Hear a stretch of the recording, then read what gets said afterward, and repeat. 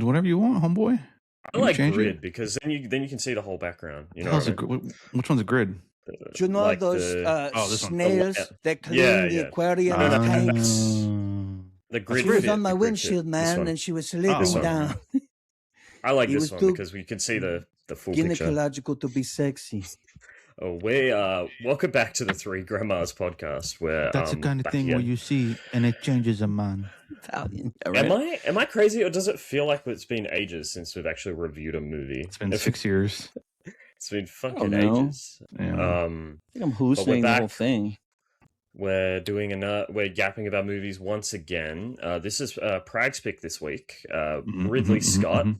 We got Ridley Scott in the mix, and I just want to know, Prag, why did you pick this film? And tell us your relationship to The Counselor, directed by Ridley Scott. I read the Esquire magazine published a portion of Cormac McCarthy's script in a couple of years before the movie was made, but it was interesting to me. I was in a doctor's office waiting for an appointment, and it was the scene with the motorcycle and where they the head, right? And it was so wonderfully written, and I was wondering if it was going to be a book or whatever, and it was just made. He wrote it just for the screen, right? And I wonder if Ridley Scott talked to him or whatever. And so, I thought it was interesting. And so when the movie came out, it didn't really get a lot of play as far as I remember, even with a big director and a lot of stars, right? You have Javier Bardem, you have Cameron Diaz, you have Penelope I remember there Cruz. being hype for it. I remember there being hype for it before it came out. Whatever, it landed like a fucking fart in church. And I remember having fun with it. Me and my dad had a lot of fun with this movie because it was just fucking. It reminded us. It reminded me also of Michael Mann movie almost, with like a Tarantino, Michael Madsen. Like the setting and the outfit choices are so unique, right? It's so part of its time, and so the late great Giorgio Armani. Was the costume designer for this movie? Oh, really? I didn't know that. Yeah. That explains Javier's hair. He looks like Paulie from the Jersey Shore, right? He has the fucking straight spot, like it's gym tan laundry all the way through this. And I guess that's how he rocked it in El Paso in the fucking early 2000s, late. What I said before the podcast is he looked like he was playing Justin Theroux's character in Mulholland Drive. Like he just had the same the same vibe. Yeah, I thought it was gonna change, but it never did. No. But yeah, what? So that's basically, and you just remembered I have a this strong. film. I've seen it one time before this when it came out. I enjoyed it. I saw it on Blu-ray or TV. I rented it, and we enjoyed it, and it was fun. It was just a fun movie, and I love how the darkness that is implanted in these movies from Cormac McCarthy. And like Brad Pitt's character and the it's like a very intellectual action movie to a certain degree, right? Because they have like speeches. I think that the people who did it best was True Crime, the Matthew McConaughey season, when at the end of that, when he has all this philosophical you mean True discussions. What did I say? True Crime? Yeah. True Detective. Season 1, the Woody Harrelson season. Woody Harrelson gets pissed off at him. And they have all of that, all those philosophical, supernatural things, and like there's a, little flavorings of that in here. But what do you got? What is your relationship? I think it's a little bit more than flavoring, but I remember this movie coming out, and I remember there being a lot of hype for it. There was a lot of big stars. It's Ridley Scott. I didn't know that it was written by Cormac McCarthy until like you mentioned it. Obviously, like for those who don't know who Cormac McCarthy is, he's a very famous author. He's written some very famous works like Blood Meridian, The Road. The Road's been made into a film. Blood Meridian is apparently coming out at some point by the same director as The Road. Which is who? Say it again. Who's the director of The Road? I can't remember his name. Hold on. I don't remember who directed I can bring it up real quick. Usually I'm not crazy about Cormac McCarthy adaptations. Have you seen All the Pretty Horses? That's another Penelope Cruz. That takes place on a ranch on the border, but it's more Western, right? And it's more of a love story about like ranch hands, and it's really good. I might want to pick that. I haven't seen it in a long time, but that's got a different flavor because it's not as heavy, from what I recall. Yeah, I mean, I I know of Cormac McCarthy. I haven't read any of his stuff, but I have read like paragraphs from his books and been like, wow, that's pretty. He's That good, bro. reads really well. But If you like dark stuff, I'll go to time first before I get into please get do. into this. Go time. Well, what's your relationship to this movie, huh? Well, I don't know Cormac McCarthy personally or professionally. I just know of The Road, and I've heard that's a very depressing movie. And that's it. Post-apocalyptic. Right? That's it. Yeah, you know of Blood Meridian? I know of the story, and I remember seeing a YouTube video. I never watched it though because I wanted to read the book, but it said the book that will never be made into a movie because apparently it's crazy, and the judge character is like an insane person. It should be made into a video game. That's all I heard. It should be a DLC for Red Dead Redemption, honestly, because it's almost like a Terminator story of this. It's just so much crazy. I recommend a book. It's a groundbreaking novel, apparently. Like groundbreaking. I recommend listening to it because it's on it's on Spotify. The way Cormac McCarthy writes, it's very lends itself to like a story around the campfire. So if you want to get into Cormac McCarthy, you can find it for free on YouTube, right? There's a lot of versions of it. Put those on the books on tape, and you'll get engrossed by it because the way he uses language is so beautiful. I don't think movies do him justice, and I think that he's a real writer. He's a real fucking writer, and so you need to hear the poetry of his words and how he does it. But it's heavy stuff. It's dark stuff. It's but stuff that we all love, that kind of stuff. It seems like it's one of those things where you want, like, there's movies you see where you're like, oh, there's a happy ending, and you're like, well, that's not realistic. Maybe it should have been a little bit darker, but then you get the dark parts, and you're like, I don't think I wanted that. No Country for Old Men. Right? Yeah, I love that movie. I need to read that book. That movie's really good. That's the vibe, right? That's the same vibe. Right? It's like very authentic. I believe so. I might be fucking this up, but I think so. The Coen Brothers. Is it a Cormac McCarthy adaptation? Yeah, I'm pretty sure it is. But it's the same style. Even if he didn't write it, that's the vibe, right? And most people have seen that movie, right? There's always a creepy fucking serial killer guy. I can't wait to talk about this movie because I love how you get why the sanitation guys are taking bribes. Because imagine if you had to drive a shit truck in the fucking desert all the time, right? Like, I'm sorry, but it would be real tough not to take a fucking envelope doing that all the time, right? I can't imagine a worse job. So so he doesn't have to beat you over the head like a show like Traffic would, which is another movie I love about the border. But he just shows you visually, right, what's happening a lot of the time. He doesn't have to explain. Ridley Scott does. Well, Ridley Scott does. Yeah. Well, both of them. Yeah. Both of them, and how they wrote it, and how I feel like the screenplay, it was pretty accurate because I read a lot of the screenplay, right, and the way he put it on the screen was almost exactly. So I feel like they worked in conjunction on this, and I hope to think so. Here's what I will say, because like you make the comparison to No Country for Old Men. I think the difference between that movie and this movie is that movie was written by screenwriters, and this movie was not written by a screenwriter. I'm sorry to say, Prag, I struggle. I struggle to really recommend it. I don't want to make you right. First of all, you have to take me to that decision, not give me the decision. No, I think I just want to go through it because I feel let's talk about it. Let's rap about it. Let's talk about the performances. What do you think about the actors? The performances. I think Cameron Diaz probably gives one of the worst performances I've ever seen in a movie. It's a Razzie level, right? Because it's so campy. It's not just campy, but I just feel like she doesn't know. I think she had no idea what she was doing. But it's almost like Showgirls. Because it's like they fell into this unique thing by accident, right? Yeah. They're just trash. Like these gangsters are all trashy people, and that comes through. Like Javier and Cameron are just trash. Yeah, I actually feel their new money. In this movie. I actually like Javier Bardem in Oh, this he's movie. hilarious. Yeah, he's great. He gives a comedic play, and I think that's good because I think that's the play. I mean, you were talking about the script. Like, my big issue with the movie is the script. I find like basically all of these characters, like every single one of them. You were talking about True Detective and how what's his name?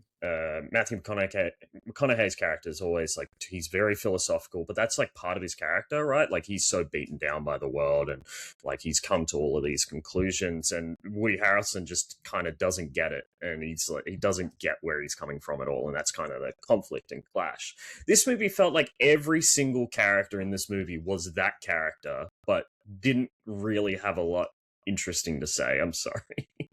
I found, well, I mean, he makes folk tales, he makes morality stories, and the moral of every Cormac McCarthy story is that existence is chaos and nihilism is the world, and there's not going to be a happy ending at this, right? Like every fairy tale that Cormac writes is about like the wolf eats sleeping, like the wolf eats Little Red Riding Hood, right? Like it reminds me in some ways of the Stepsister.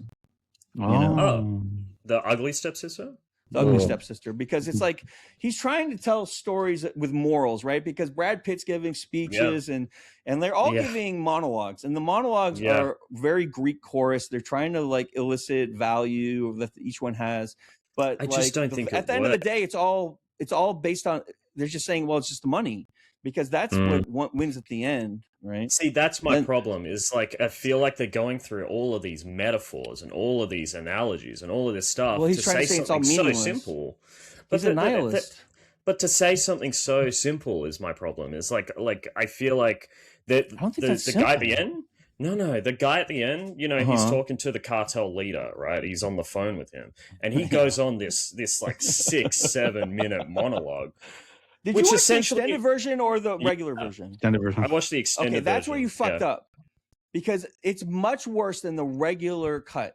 Because it's too long. I read all about, I was going to get the extended version, and they said, don't do that. Because you want to watch this movie clean. You should have told us that.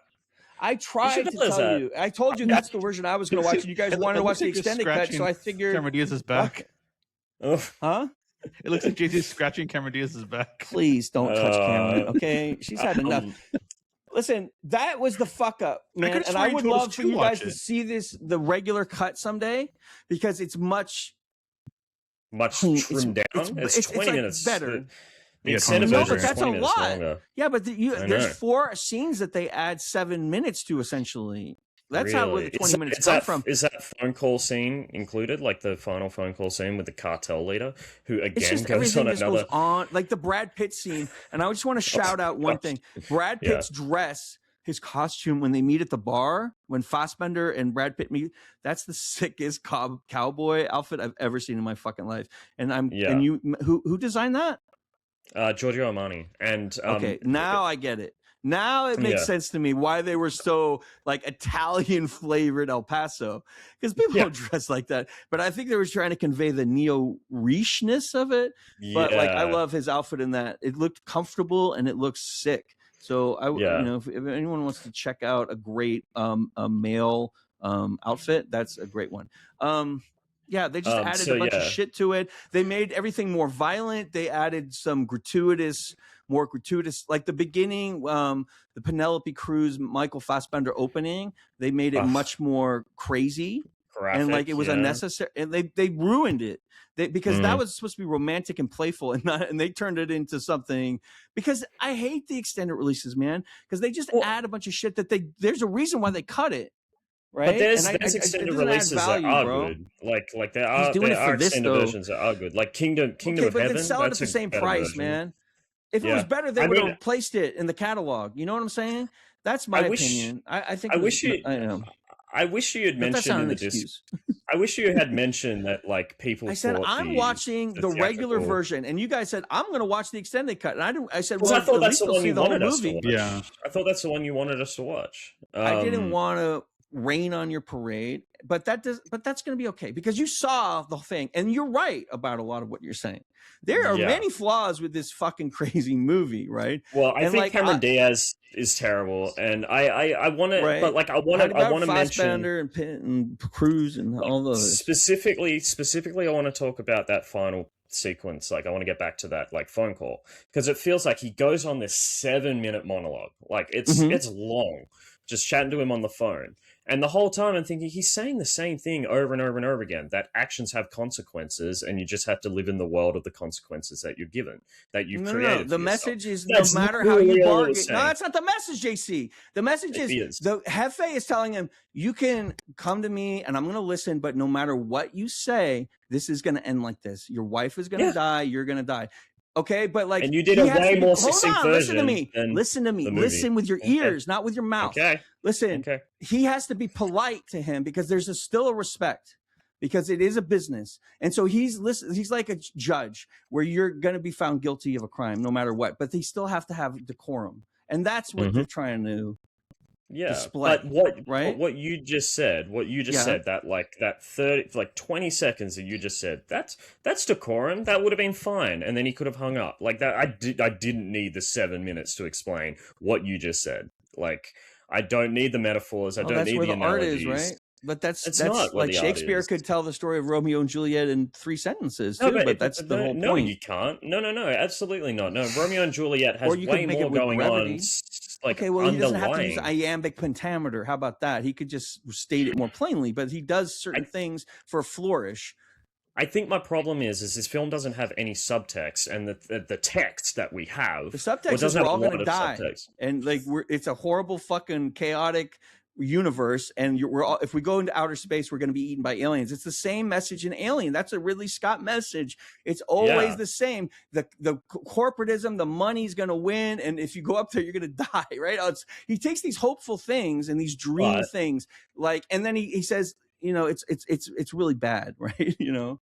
But Alien doesn't go. Too. But Alien doesn't go on 10-minute diatribes about it using like 10 different metaphors and analogies that I just like got bored watching. I was like, are we still talking about the same topic? Yeah, I guess. But yeah, go time. What do you think of this movie? and the acting, essentially, the main first thing. Because I also want to talk about cinematography too. I think this movie looks good. It's interesting to like. You see all these actors in this one place, right? You see like Brad Pitt, Michael Fassbender, Cameron Diaz, Penelope Cruz, Javier Bardem, Bruno Gans. He's in it. I don't know who that is. He's the diamond. The guy who did the diamonds. He's he's Hitler in the Hitler meme. Downfall meme. Oh, wait. Yeah. Who's the guy who does the diamond salesman? Is got a good monologue in this? Bruno Gans. Oh yeah, that's what I thought. Bruno Gans. Yeah. Go.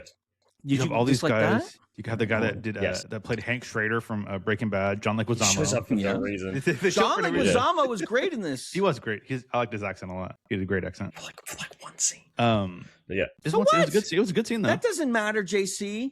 One scene isn't like, listen, there's no small roles, only small actors. Just because there's one key scene and it's small doesn't mean that's not. It just felt pointless. Pocket actors. Call them pocket actors. Okay.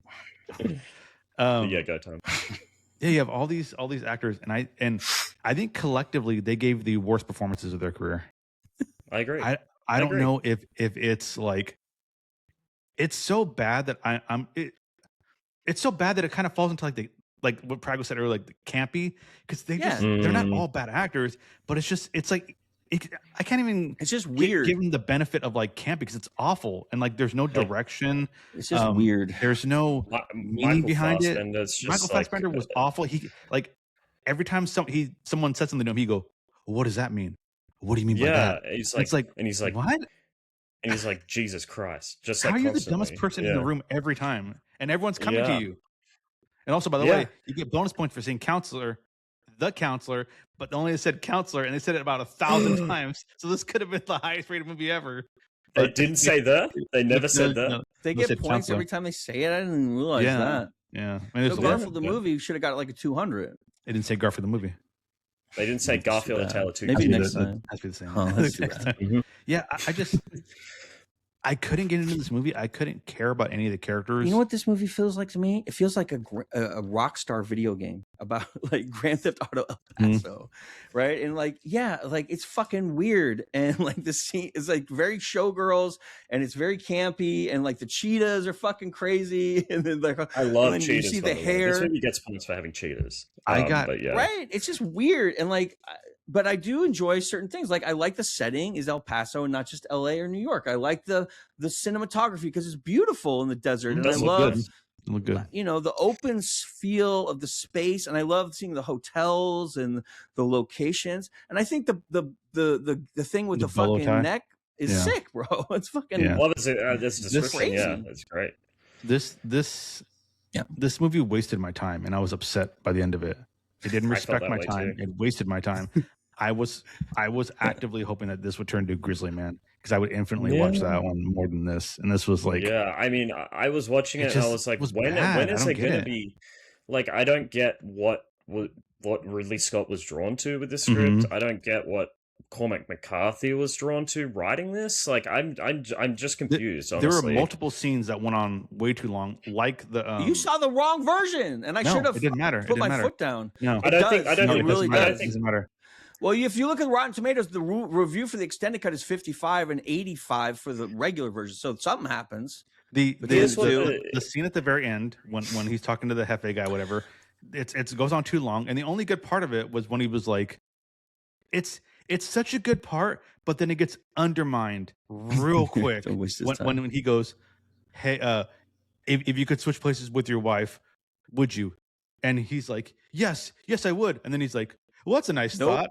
And then it's like, well, that's the message. Like, you said there's no message. The message is nihilism. It completely undermines that moment because then he stops getting sad, and then he doesn't get sad anymore. Like he's like, oh, it's possible. He knows it's over. And then he goes, it's impossible. And then he doesn't react to that. He's just like, okay, it's dumb. He's sucked into the vacuum of space. Essentially, this scene on the car windshield, probably my favorite scene in the movie.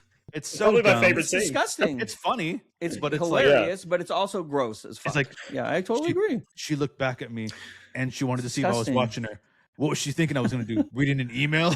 And he's up like, it's awful. It's like Cinemax level. It's worse than that. It's just crazy. That scene went on for way too long. I feel like it's purposeful that they're trying to make a fucking weird. Like I don't know, bro. It's so weird. That scene I don't understand either. Went on for way too long. It was too crazy, but I did like that scene. I did like it. It was inventive and I like creative. the way Javier Bardem saved it by making it funny because he was kind of making it funny about it. Because he has that line about too gynecological to be.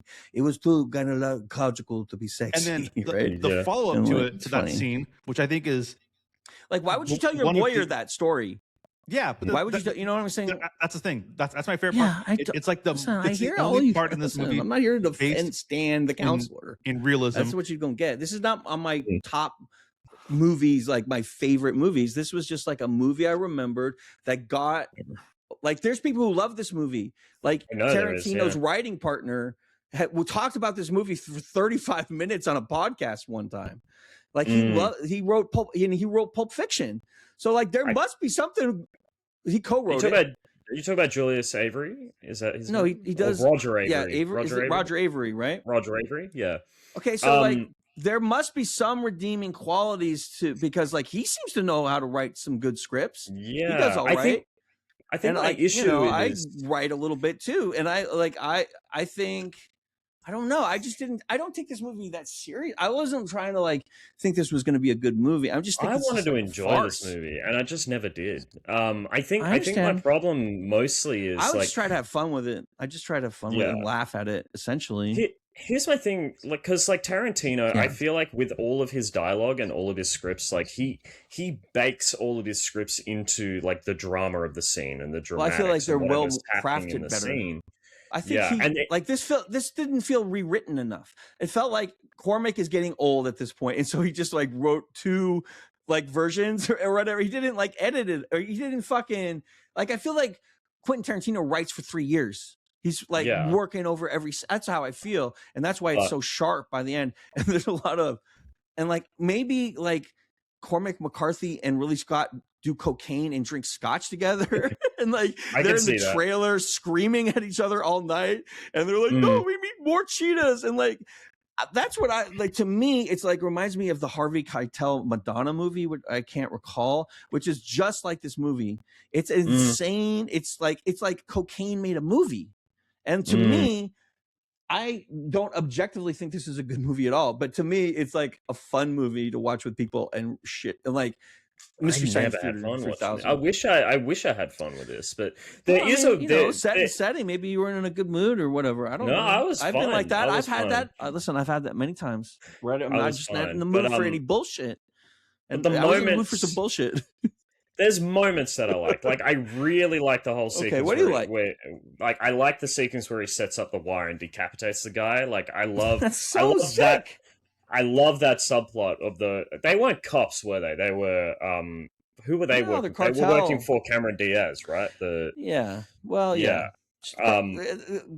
Spoiler alert, Cameron Diaz is the fucking the mastermind big nasty of everything, right? Yeah, she basically sets it all up so she can get her husband and the counselor. But she's not a mastermind. She's just like a fucking rat who's just like creeping around, spying on people and stealing shit. And that's what they're trying to say too. It's like there's no real fucking heroes in this criminal world. They're just like scumbags, all of them. Like everybody's a fucking scumbag in this movie. I feel like, like Penelope Cruz is like a lamb thrown to the slaughter.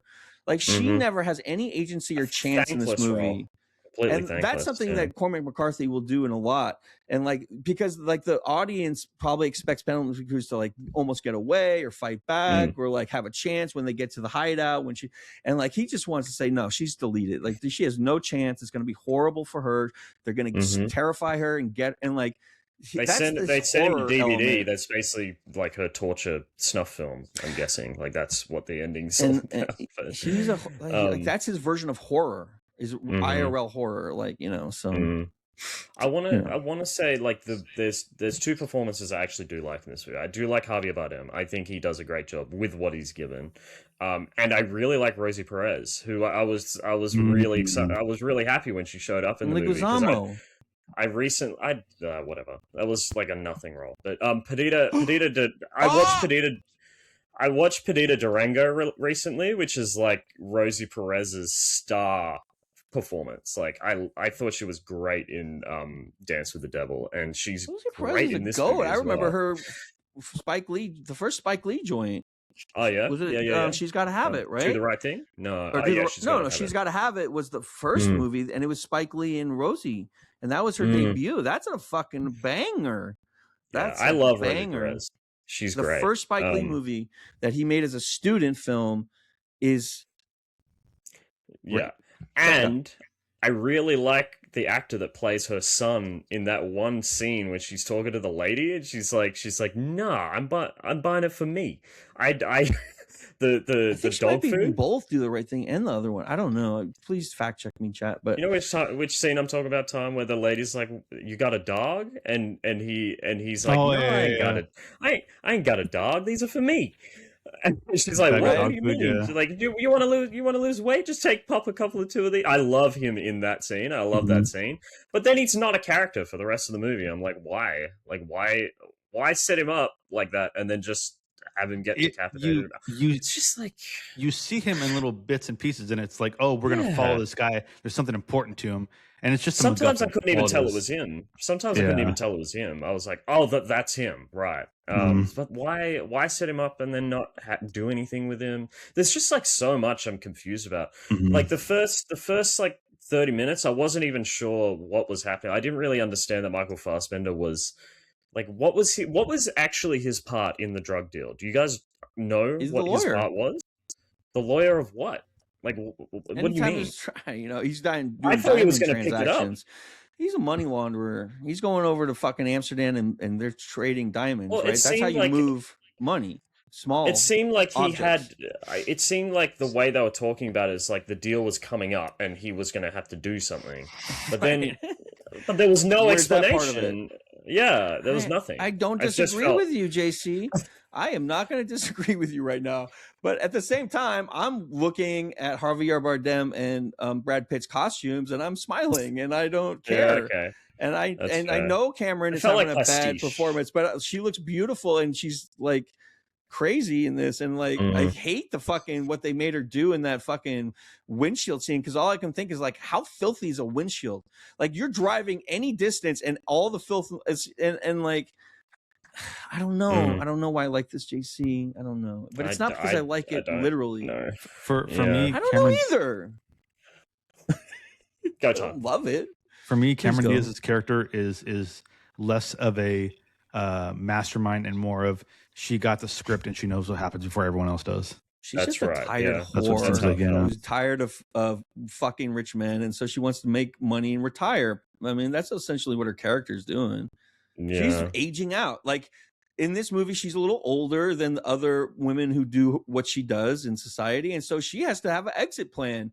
And like, that's very rational, and that's actually probably what happens, because at some point, the men can keep dating younger, and it's real tough when, so she's got to get the fuck out. And so, but they don't really explain it like that. They just make her into Cruella de Vil, or just like the way she's with Penelope Cruz is almost like a predatory, and like there's no nuance. Yeah, and I feel like okay, so I've already talked about how it feels like a philosophical mess. I feel like it felt like someone didn't know when to stop writing, or didn't know when to stop talking and make these characters stop talking. But like, my other issue, like a David Mamet movie, I think I was watching this, I felt like barely anything happened. Like, I feel like this movie, this guy is going to be involved in a drug deal, so he's talking to people about it, and that's half of the movie. And then midway through the movie, the guy gets decapitated, and now they're on the run. And then the rest of the movie is just them dealing with the fact they're on the run, and that's it. Like nothing happens. Like, you know what I mean? And then they all get killed. It's like, look at how criminal crime is. This is a bunch of crime. It's dangerous. There's drug dealing, and there's people getting murdered, and but this is always Cormac McCarthy. And what's the meaning of it? Well, it's like, that's what happens. Just like every one of the stories, it's just like The Road is considered depressing because there's no fucking happy ending in The Road. It's just people eating each other and fucking, like, what happens if there's a real apocalypse or event where there's a plague or something? It's like the Walking Dead has hope in it, and like Cormac McCarthy is about extinguishing hope. I also think because you think about like sometimes books and authors, like they have like long descriptions, and they describe what's happening, they describe blah blah blah blah blah. I feel like Ridley Scott just might not have been the right choice to translate the script. Like, I feel like he just doesn't do a lot to fill in those gaps, filling the description gaps. I feel like he doesn't do a lot with the camera, and doesn't do there's a lot of editing, and doesn't do a lot. There's a lot of open span. Like, the motorcycle scene is a good example of using just visual narrative, right? Because there's no lines in that, and you have to tell the story almost visually 100%. And But then you have the adaptation like The Road and No Country for Old Men, and the reason why those movies work. I haven't seen The Road, but I'm No not Country a fan for of The Old Men is Road. great. Okay, I don't know if The Road works. I heard The Road was good, but The Road would be better as a series, because to do a show like that, to show long-term suffering and all the things that takes to like march through an apocalypse, you need time. Because if you do it in 88 minutes, then you don't feel the fucking monotony of being thirsty for 20 hours in a row or whatever it is. Like, you need to fucking bake in the sun with the thing if you're going to actually do, that's why I worry about Blood Meridian. But I guess what I was trying to say is, like, the No Country for Old Men, like the Coen brothers, like, they know how to write a script, right? They know how to fill those gaps. They know. Shit. Absolutely. Yeah, I feel like that's what. And that's why this movie was not like that one Oscars, and this one doesn't. And they both have great casts, and they both have Cormac, and they both have good directors. But what's the difference? Well, like you're saying, screenwriter and someone. I feel like Ridley Scott what happened in production. Who the fuck knows? These things are weird. And this is like late career Ridley Scott. I mean, he did make The Martian, but he had a great writer on that one as well, Drew Goddard, who again just wrote. It definitely feels like a Ridley Scott movie, though, doesn't it? Like, visually, the way he has very cold clinical shots, and especially when they go into administrative buildings and like the prison, and just the way he frames things. I think I like the way he does it, But but this movie felt like a Michael Mann movie, but a Michael Mann movie has a lot of those speeches too. I think Yeah, It I feels feel like pretty this. dirty to me, dog. The way they're I dressed. feel like the and shit, it dialogue feels feels dirty, but like the It cinematography feels and very much like everything Heat felt to me very because clean and clinical. It didn't feel like Michael Mann. you could say the same thing about Heat because there's a bunch of fucking campy performances. Like you could say Pacino in Heat was just as bad as Cameron Diaz in this movie, right? No, Because I the think he gave a campy. I great mean, you performance. could. No, I don't Did agree. No, Because he's got a big ass. It's like hilarious. Like they're all cops. Like they move in a group of 5. It's just like camp. To me, I it's like think the vibe was know. on point in Heat though compared to this movie. Have you ever Like seen this the movie Miami just Vice movie? no, I haven't. Is that the one Okay, with that's a Colin Farrell? trash bag. Yes. Yeah, That is movie that is Michael very Mann? close to this movie. That's Michael Mann, and it's and like I feel like the costumes are very similar, and the fucking rudderlessness, and like what's the story? Like, is there a story? Like, oh my god, the Miami Vice movie is gonna have a great story. It's gonna be great because the show is great. No, it's just No. fucking like an ad for something, a product I don't want to buy. You know. Okay. Well, But yeah, I like that it's an ad for something. I like that it's got this fucking. It's like some sort of Romanian Vogue editorial layout in the like you open it up and like you see Cameron Diaz with a cheetah print by the pool, and it's just like, and then the next page is like it's just fucking weird, bro. This movie. I think the other thing. This movie was the cinematography was by Darius Wolski, who just did Marty Supreme. I think it looks great. I think it looks cool. I think it looks great. I just don't think it fits its script. I don't think it fits its vibe. I think the fact that I also know the story, I didn't have to like follow the story because you guys are seeing it the first time, the story. So you're ingesting it, but I already know the beats and like where it's going. And so, but I can tell you it fails like a movie like Eastern Promises, which is a great gangster movie, in my opinion. The Viggo Mortensen. Like all of these movies, I feel like all of these movies you're describing, a lot happens in those movies. Like there's that's why I'm saying they're better. Yeah, those are good examples of what this isn't. And this movie just doesn't have a lot going on at all, I feel like. And that's my issue. I feel like there's the gunfight, there's the hotel, there's the bullet. I think but maybe I don't know. People are different. You know, even when there is like something going on in a singular scene, it doesn't happen for very long. It's like a 3-minute scene. That's good. Well, that's how violence occurs. Though violence doesn't go on and on and on. It's usually short bursts. I don't know. I'm not here. Like this is the thing. I don't want to be the defender necessarily, but like no, I don't think some of the things were okay. Yeah, fair. I don't know if I have a lot more to say about this. The music, how about the music? Well, I thought the music was very cloying. Like I felt like every time like they were going on a long monologue, the music would swell, so you'd be like, "Oh, this is super profound." But I was listening to it, I'm like, this is like it's a mismatch. Do you agree, Tom? Did you feel that way? Like the music would just like be overdone. The music didn't stand out to me, honestly, except for the end like when Brad Pitt was walking, and it had like a weird like a piano, I think, to it, and it was like very tense, and I'm like, oh my god, something's gonna happen. I was like, that was the one good scene, like one of the few good scenes is when. Did you like the way they did that shot with the misdirection with the multiple runners too was good, and the fingers, it was crazy. That was one of the best scenes in the movie. I mean, it makes you really grab your throat and imagine what it would be to be dialed. Because the thing that's terrifying, because they knows for like 4 minutes before it happens what's going to happen, right? That's the thing that's terrifying about it, right? Yeah. But that's a gimmick that shouldn't have to be in to carry a movie. And if that wasn't in here, imagine how fucking bad this movie would be if they didn't include Brad Pitt and like doing some cool stuff and having that. So like that's not a good thing. That's like they figured out a way to save their bacon a little bit. Maybe the studio was getting it. I don't know. Brad Pitt was Brad Pitt again, by the way. Yeah, I agree. Yeah, Brad's Brad. It's always nice to see a friend. He even did the. It's like seeing my neighbor. Hi, Brad. Oh, this time you're a cowboy. Cool. Except he has like a bachelor's degree in philosophy for some reason out of nowhere. That's how everyone felt in this movie. You don't know that character's life. He killed it in the fucking every character in this life. Yeah, he looks so good in this movie. Well, he lives I love when he ties his hair back as well, like and looks professional. I liked that it was tied back, but it was so blatantly like just like chopped off. Like really bad. Like if someone just cut it. Yeah. It's good. It's like a stump at the end of it. Yeah, I don't think I have a Okay, we lot to can say. wrap. I'm Go ready ahead for and sum final it up. thoughts if you want to. That's fine with me. Because I'm happy to finish early because I've got an idea for like another a segment after it. So Will you stop touching Cameron Diaz?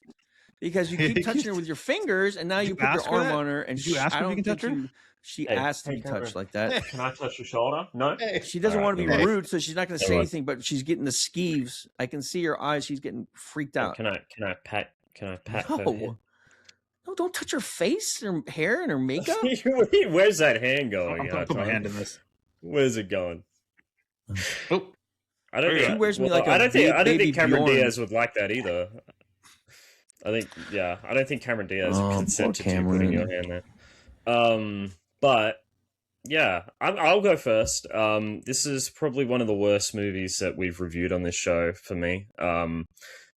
Just like poor performances across the board, especially Cameron Diaz. I also really didn't like the kind of like the constant way that the men talk about women in this movie. Like I know, like, I feel like I'm white knighting, but it felt like it was trying to be like realistic. People are like men are. This is how men are, but it wasn't. Like it said more about Cormac McCarthy than it did about the characters in the movie. That's not fair because you haven't read any Cormac McCarthy. So how the fuck would you know what Cormac McCarthy says? I'm just basing it on what I'm given from that's the a terrible. film. I do not need to know condemnation of a person's character with no evidence. I mean, like I just talked about another movie that was. That's crazy. Stop! It's my time. No, you're projecting. It's my time. Go ahead. You can't just say you don't know the real person because this is what the film. He's writing a character. I'm gonna take the headphones off. If you keep saying this every single time, that's not how writing works. I don't give a fuck what you do. He is writing for a character. It's like saying whoever wrote for the Joker and Batman is speaking for himself. But they're representations of the person. Like you write for a reason.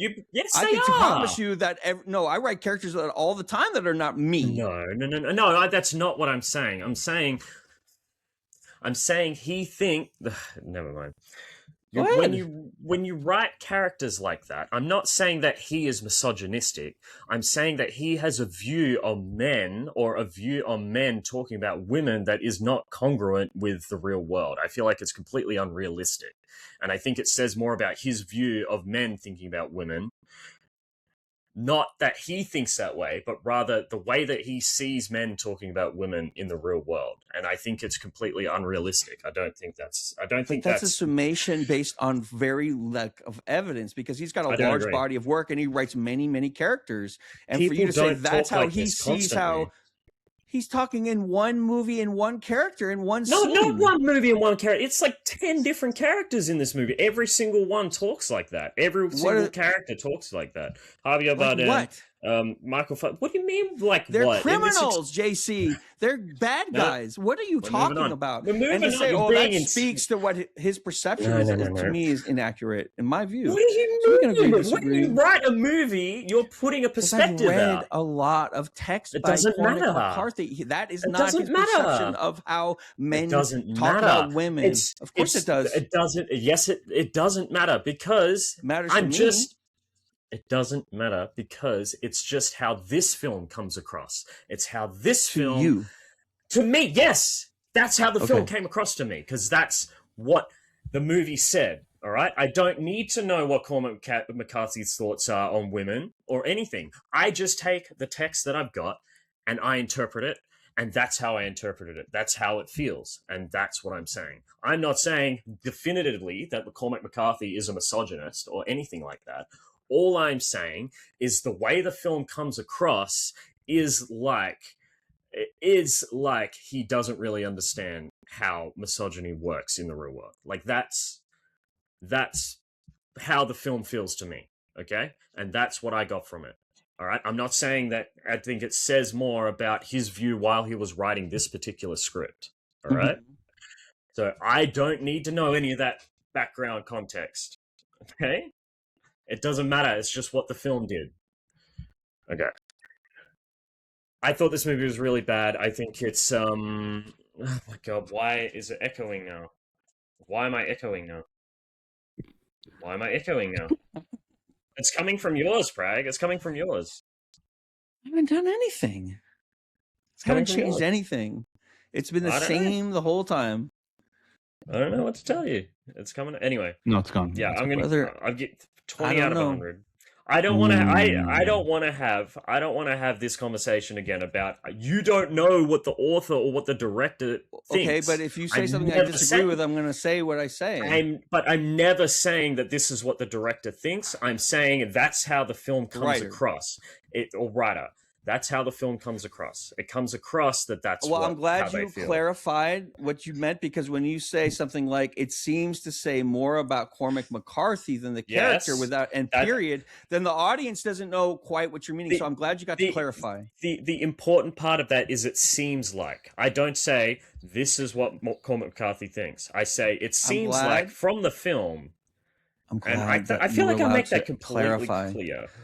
But JC, if I thought it was clear, I wouldn't say anything. I don't listen. This is the thing. I feel like you bring it up every time. JC, I reserve the right to say whatever I want at any time. I know, right? But so when you I say, feel like you...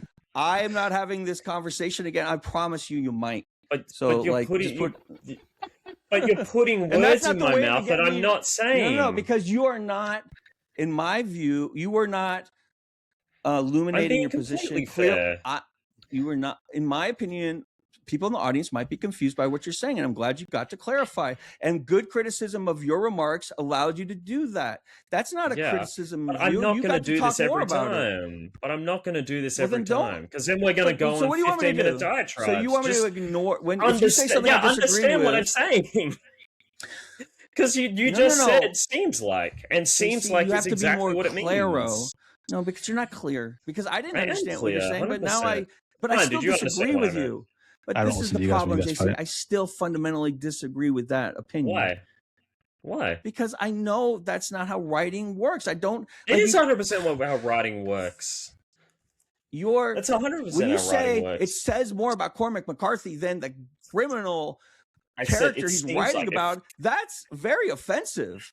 Because what if you want to write a serial killer? That's what you said. You said it seemed to say more about Cormac McCarthy than the character. That's what you said. It's not a direct one-to-one. I'm not saying that Cormac McCarthy is 100%. No, that's not what I said. That's why I had you. Roll it back. But listen to what you're saying. And then I stopped you and I said, "Excuse me, what?" So I'm just quoting you. Yes, but you're adding on stuff that I didn't say. Like someone saying. Yeah, I know. Me saying it says more about Cormac McCarthy than it does about men in general is not like saying he's this character. No, I mean, I have a problem with you thinking you know more about men and women than somebody who's like 78 years old who's written his entire life. I'm allowed to have my own view on men and women. Okay, but then... and I'm saying he's wrong and I'm allowed to. That's insane to say, just because he's old. I just think it's like saying usually one painter's painting, and the way he has one horse depicted in the painting, and you say, well, he doesn't know what horses look like. But then he has all these other paintings of horses, and maybe that time he just wanted to have fun with this depiction of a horse. And that's my point of view. Okay, but that would have been within the art. This movie didn't feel that way. It didn't feel that way. Listen, it felt like it was a misguided... It felt misguided. So oh my god! It was like a 1 second part of my final thoughts, and you jumped on it. Very hard on Cormac, and I just felt it wasn't hard on Cormac. It was a small criticism. Me hard on Cormac. It felt hard on. It was a small criticism. Like I didn't say it was saying. Okay. All right, I get it. I understand. I feel like you. It's okay. I understand. I respect you. And this is the thing, JC. If we agreed all the time, it would not be criticism. It would just be three people agreeing.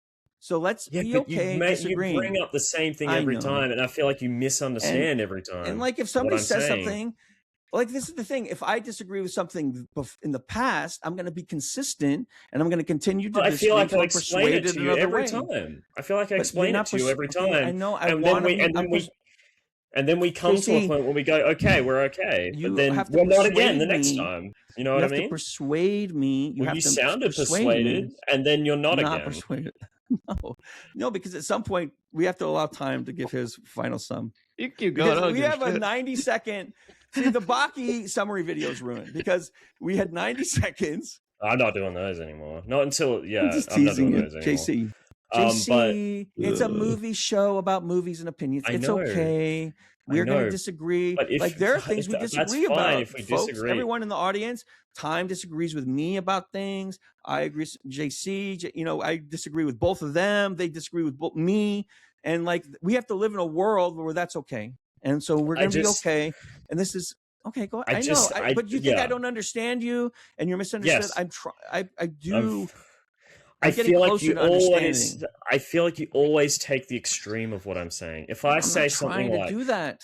Listen, if I say something like it says more about the author than it does about the men in the real world, more doesn't mean all of it. Doesn't represent his entire worldview. All I'm saying is that it just kind of felt really kind of annoying. It feels like to me. Let me tell you what I'm saying. Let's just link this therapy. It's a mild irritant. Like it feels like what I'm hearing is you saying is that the author can't isolate themselves away from the thing they're making of their character, and that's what it feels like. Even though that's not what you're saying, and so that's what it felt in the moment.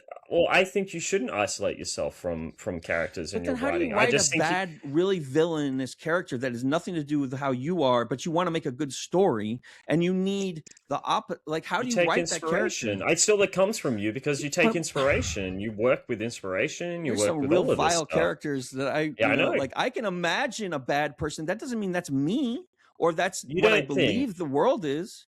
But you don't think, like, say the Dark Knight, like the Joker in the Dark Knight. Yeah. You don't think that Christopher Nolan didn't bring anything to that character because he's probably nothing like the Joker. But you don't think he brought anything personal to that character. You don't think he took from other sources inspirations. It comes from everywhere, and it also I can't think of a person more diametrically opposite than the Joker.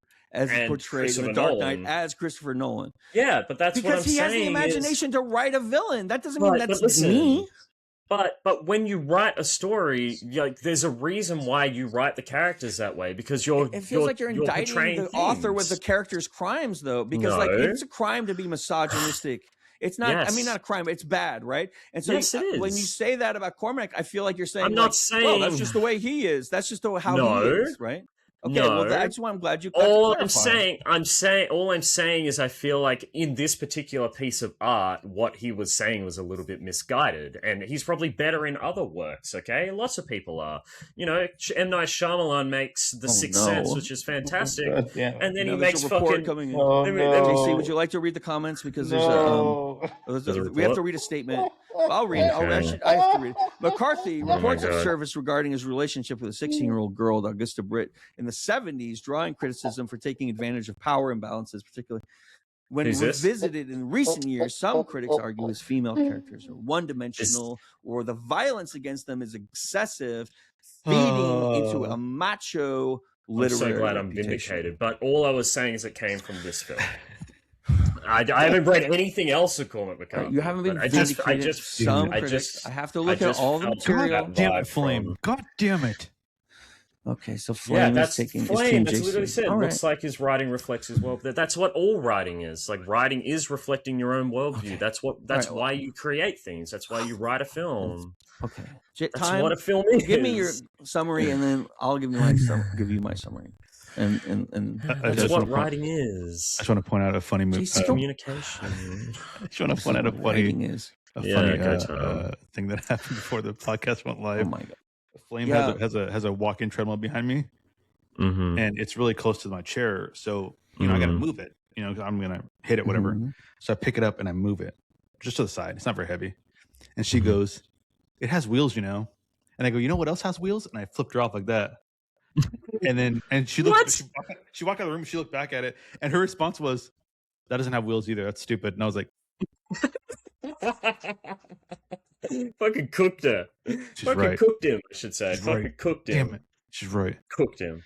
And also for the record, doesn't have wheels. I did also think that when you said the whole thing that you were saying, Cormac McCarthy was 100% misogynistic. That's what I thought you said. Which I guess that's how I took it. I'm dumb though. That's how I took it.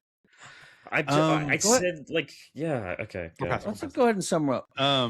Yeah, I thought this movie had an interesting foundation. It just didn't really build on it for me. It had the actors. It had the despair, the chaos, the hopelessness that I would like in a movie like this. But it just didn't. Again, it didn't do anything for me. It didn't connect. It was nice to look at. It was a beautifully shot movie. There were moments that I did enjoy. Even the moments. I tried to say it earlier, but Prag cut me off. But I think it was funny that when the whole thing about her on the thing, and Prag had said, why would you tell a lawyer like that? Why would you tell a lawyer that story? And they pretty much said it right away.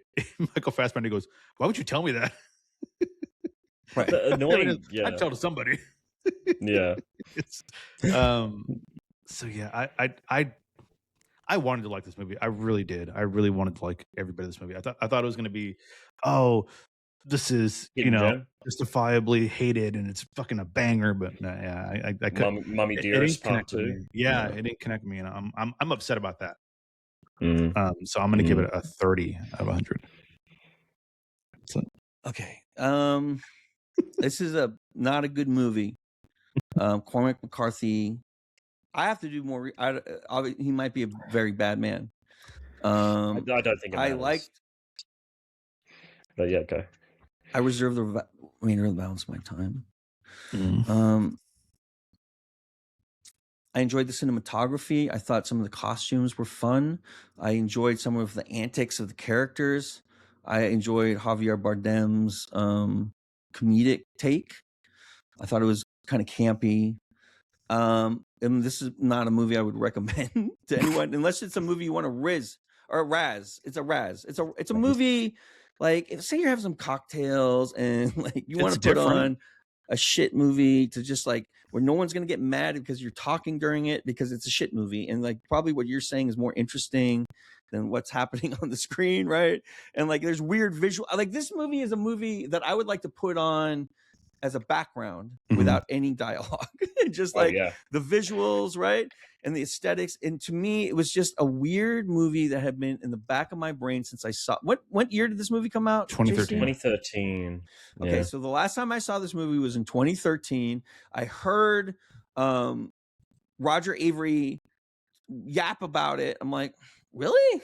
Okay, I guess. I mean, he's Quentin Tarantino's like writing partner, and he does a podcast. He wrote Pulp Fiction in conjunction with. Okay, so like I'm like, well, shit, he wrote Pulp Fiction, and like I kind of remember, and like I remembered the motorcycle scene because I'd read the screenplay, and I said, well, we always watch movies that we know about, and sometimes it's fun to just pick one out of left field, and that like I'm not here to pick movies that I love to be, stamped. Okay, I recognize validate your appreciation of the movie. And if I liked this movie, it looks funny because it looks like Cameron's got her arm on JC's. It's funny because the way it looks perfect. Actually, I'd love to. Could you do that again real quick? I just love to grab it. What was it? No, put your arm down a little bit on your shoulder almost. Right there. Stop. No, freeze. That's it. Perfect. And so this movie, I give a 5 out of 100 because it made my friends sad. And now that I learn about Cormac McCarthy and this child, I'm like, oh my God, what the fuck? And now I'm like, do I have to look up every book and movie I ever read to find out what the fuck? I know, but like, I don't like to like, I didn't know that. I don't really like look stuff up like that, and maybe I should. So I don't fucking know. I just, yeah. I don't, it's like, I'm just trying to have fun out here and pick some different movies. I'm not, like, so I guess my final thoughts on the matter is all art is communication, and like when you're making art, JC, I'm sorry, I didn't know that we got an extra supplemental after our final summary. No, I'm not talking about the movie. I'm just on that discussion. I wanna okay, let's talk. Okay, go ahead.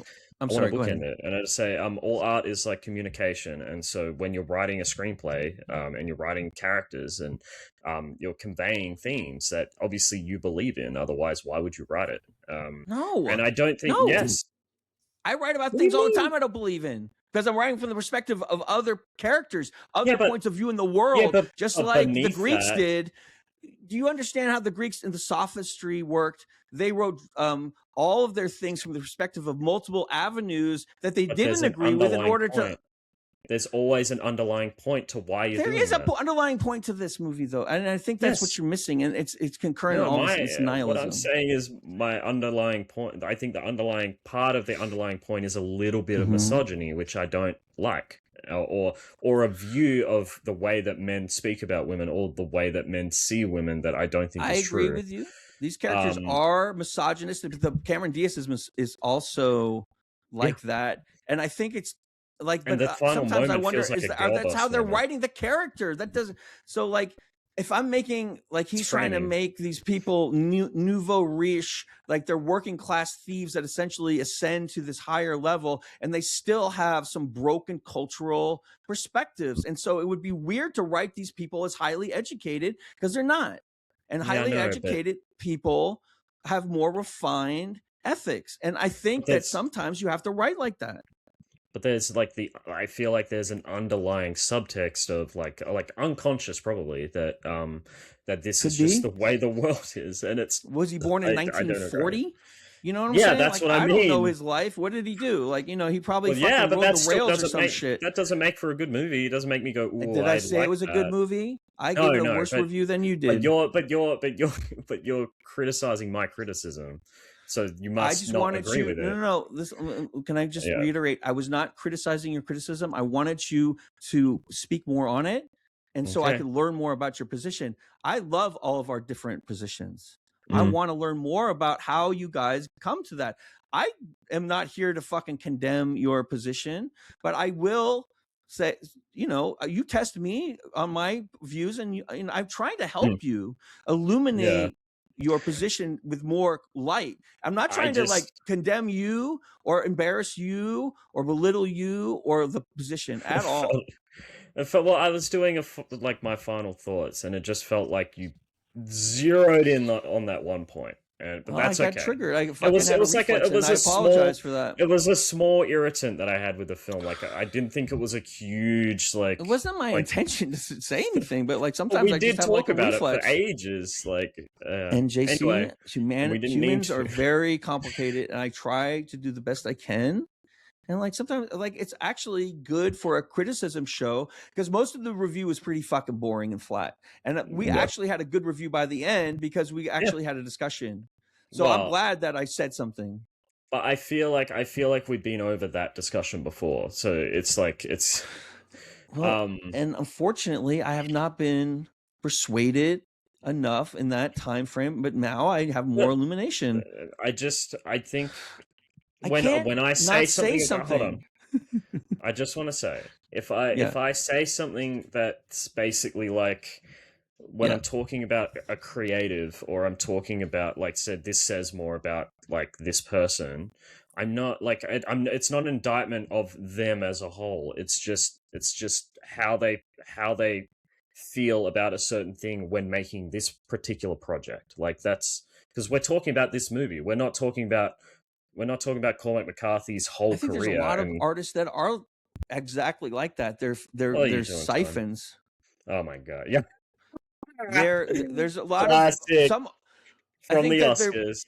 I think that some artists are different than others, JC. I think some people are very literal like that, and some people aren't. And I think that there's so many different birds in the forest, and they all have different songs. So we have our summary, and I think I think we're actually on exactly an hour, which is normal, right? Yeah, we're 9 minutes over, which is not that bad. We're 54 minutes. 54 minutes. We're 4 minutes under, actually. So that we're supposed to have an hour show, so we have an hour show. What's the problem? Is it my time wrong on here? It says an hour 3 on mine. Mine says 54, so we're 3 minutes over. So I guess I owe you 3 minutes. No, okay. Okay. Well, I wanted to do a little segment, but we probably don't have time now. What's the segment? What you guys? No, it's fine. I just didn't want to talk about that bullshit anymore. It feels silly now. Oh my god! Do the segment. I just wanted to do like, what are we consuming at the moment? Like, what have we been watching? What have we been playing? What have we been reading? I've been fucking streaming for 45 hours in a row. We had a 24-hour stream. I haven't consumed anything. Do the 48-hour stream and then come back the next day, even though you said you wouldn't. That's crazy. Yeah, I'm stronger than you. I didn't say a word. God damn it. I streamed 8 hours today. And you know what? I sat for 2 hours over the course of 3 days. I did all of it standing. Okay. Crazy. Well, what have we been watching? Crazy. What have we been playing? What have we been reading? What have we been consuming? Time over the past. I've been watching 90 Day Fiance with Flame. I used to watch that with my ex. It's great. People are crazy. Crazy. They're crazy people. They're all tarfed. Yeah. It's an insane I'm playing MLB The Show right now. That's fun. Oh yeah, the game. Nice. Yeah, Resident Evil. I finished that a couple weeks ago. Requiem. Oh, nice. Fantastic game. Yep. Fantastic game. Yeah. I know Prag's playing that right now too. Awesome. And I've been seeing some big patches come out, Prag, for Crimson Desert. So I don't know. We're getting there. Might be good finally. Might be good. Prag, what have you been watching? What have you been playing? What have you been reading? I have been making content, not consuming it by rule. Like I try, because by the end of the fucking day, I'm exhausted. I get up at 7. I make a show for 8 hours. I work out, and by this time, like tonight, I might have to. I think I'm going to do another bit with Unelectable Airwaves. So I try to I try to make things. I try to write. I try to. I don't want to absorb too much stuff. And then there's a lot of news going on, so I'm listening to the news obviously a lot. Because it's like news. A lot of stuff. Yeah, that's where I get most of my. That's actually what I listen to every day on my way to work. How's the new season? How's the new season of Fox News going? What would you rate the new season? Fair and balanced is what it is. Fair and balanced, yeah. That's perfect. Yeah. Oh, and we just finished. We just finished the Saints. Not Saints. Stupid. The Golden Banana watch party. That was fun. We're going to do it again on Saturday, right? He's going to do it again for some reason. He's going to crash out again. Well, I like the idea because that's what you have to do for promotion. So, I'm not against it. I'll be there. And I'm going to be free this Saturday, so I can do it. There you go. Watch it. Yeah. Great. What have you been consuming? Yeah. Well, obviously, this is. There we go. Now full circle. So I've been reading. All right, see you. So, have you guys seen the movie Dread? Yes, with, I love Carl Keith Urban. No, but I heard it's really good. Carl Urban. I love it. It's really good. I've been reading the script. Alex Garland. It was originally called Peach Trees. So I've been started reading this script. I'm really enjoying it. I love the way that Alex Garland writes. He's very he's not descriptive, but he's very economical. Like he gets all of the images you want. He doesn't over describe, he doesn't under describe. He just gets it's nice and punchy. It's good. I like Alex Garland, and I'm gonna keep reading. I'm gonna finish. Is that the only script? I love that movie. I love that movie. Is that the only script you have? The only one I have printed out. You printed it out? Printing it. Yeah, I got it printed at local printing. I know there's some companies. I know like A24. They do like collector's editions where they give you like a hardbound or hardcover book of the script. I'd love to grab those. Yeah, the one I wanted to get is Everywhere at the End of Time or whatever it's called. Everywhere all at once. Yeah. Oh my god, what a script! But yeah, I just go to Script Slug. I download the PDF from there, and then I just send it to my local printer and get them to bind it. It's nice. Great. And I just finished Batman: Arkham Knight as well. Great what game. A good game! A good game! It's probably my favorite of the trilogy. I think. I love a brawler. I'm going to go back to Arkham City, and I'm going to be like, why don't I have the Batmobile? I need the Batmobile. I love the Batmobile, man, and I love that all. Do you think the controls were janky? I love the controls. I think the controls are great. Some people don't like them. It's one of the nicest feeling vehicles I've played in a Shooting game. out of Batmobile is so cool. What do you think happened with Gotham Knights and all the they tried to continue? It wasn't Rocksteady. Yeah. What happened to Rocksteady? Are they making games still? They made that really bad Suicide Squad game. Yeah. So I Why think was they're that kind of bad? I falling don't off. understand. Like a studio that, like, that's why I worry about some of these places because, like, they, like, all of a sudden Bungie have shit gone to falls shit apart. as well. Somebody must Yeah. have left that was really key in the development Yeah, process, or 5 people, and they the leave. 2 main people for Rocksteady, they Yeah. left, I think. Yeah. That'll I do think it. it's just the quote from the Dark Knight: you either die a hero or you live long enough to see yourself become the villain. Mhm. That's just the way it works. Plus, if you make a good Garfield. game, you know, you're rewarded. And a lot of these Yeah. companies just aren't making good games. And a lot of the ones that try to make good games, like, oh, let me jump on this already established brand, and then they make a game and it's like kind of shit, but then they monetize it like wrap it up? crazy, and it's like, what are you No, doing? I'm bored. No, I'm Yeah. bored. Can you wrap it up? Oh, like sorry, you did to sorry, me. sorry. This is both No, of you. no, This is no, both no, of you. no, no, because I It's don't like both what of you're you. talking about. So you should wrap it up, All right. right? Okay.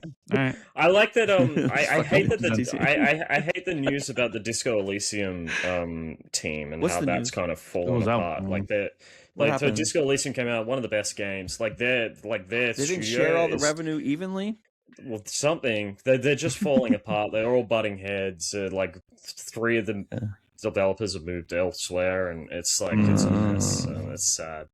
Well, they have but that yeah, sequel, right? Or not the sequel, but they have the other spiritual yeah. successor. How is that? Don't know. Haven't played it. I think it's out. Yeah. I also finished Dispatch. Dispatch was fantastic. That's what I've heard. Banger. That's about it for me.